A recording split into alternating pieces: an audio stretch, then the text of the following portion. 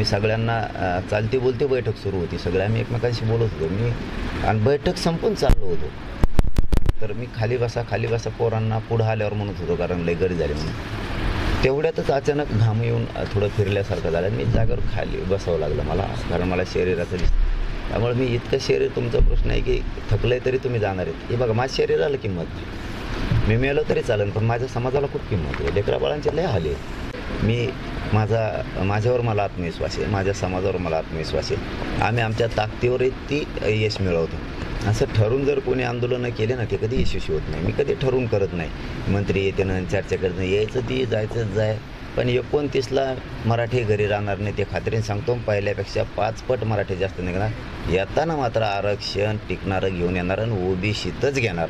कोणाचा बापाडवा येऊ दे, कसली जागीरदाराच्या अवलदे असू दे, मराठ्यांपुढं त्याचा निभाव मी टिकून देणार नाही.